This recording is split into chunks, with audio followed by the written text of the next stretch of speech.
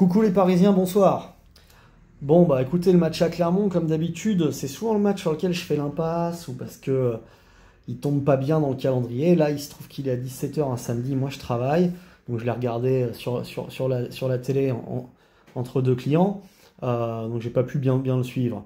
Mais j'ai vu que j'étais pas fan de cette compo qui nous a fait aujourd'hui Luis Enrique, parce que pour moi, jouer chez le dernier avec quatre autres attaquants, c'est un peu présomptueux parce qu'il faut s'assurer de les écraser au milieu de terrain. Et comme en plus on avait fait tourner Ugarte et Zaïre Emery, moi franchement avec Ruiz Vitinha, c'était léger.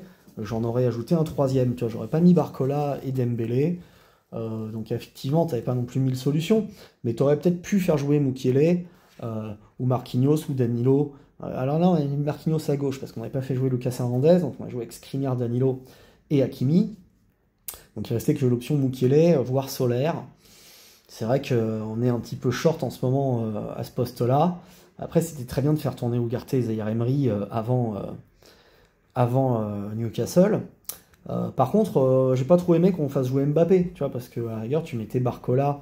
Moi, j'aurais mis Barcola, Ramos, Colomboigny. J'aurais reposé Dembélé et Mbappé. Et je pense que ça aurait été mieux, parce que Colomboigny, j'aurais conforté dans son côté droit, il a été très bon contre l'OM, et Ramos avec le doublé qu'il avait mis.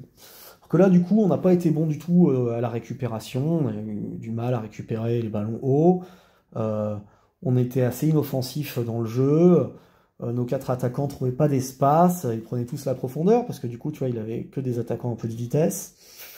Bon, après, on a saccagé des occasions, on est tombé sur un bon gardien qui fait un très bon match, Boris Dio.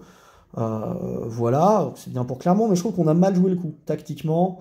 On aurait dû voilà, se contenter d'un 4-3-3, on les domine en contrôlant le match et finir par des centres ou des machins, trouver Ramos. Et là, on l'a pas fait jouer. Donc après, on l'a fait rentrer en deuxième mi-temps. D'ailleurs, il rate une occasion incroyable qui était magnifique pour le coup, en une touche de balle comme ça, on s'en fait 4-5 de suite comme ça, on avance dans leur camp jusqu'à dans la surface. Et là, il bat le gardien, mais il est sauvé par un défenseur. Il essaye de la placer, il la place pas si mal, mais il fallait frapper en force, je pense. Là, tu étais à 8 mètres des buts. Donc ça, c'est dommage parce que pour son moral ça lui fait, et sa confiance, ça aurait été excellent tu vois, de marquer un but décisif. Et tu vois, t'as pas le droit d'aller perdre des points à Clermont-Ferrand cette année. Quoi. Les mecs, ils avaient 2 points depuis le début du championnat. Tu vois, non, franchement, là, c'est une vraie contre-performance. Pas falloir s'habituer avant les matchs de Ligue des Champions à perdre des points, tu vois. Parce que là, franchement, on n'est pas bon. Et c'est vrai qu'on voit que dès qu'il n'y a pas Ugarte, dès qu'il n'y a pas Gratte, comme dit Bamban, et ben effectivement, on gratte pas une balle, quoi. Tu vois, on a beaucoup plus de ballons, de mal à récupérer, à être dynamique, à être haut, tout ça. Donc là, on commence à avoir beaucoup trop d'absents, quoi, tu vois, en ce moment-là, à nouveau. Bon, voilà. Le match important qui arrive, c'est Newcastle. Voilà. Il faut faire un résultat à Newcastle, il faudrait gagner idéalement, au moins ne pas perdre. Ça va pas être facile. Moi, je pense que Newcastle, c'est la meilleure équipe du groupe avec nous. Celle qui me fait le plus peur, en tout cas.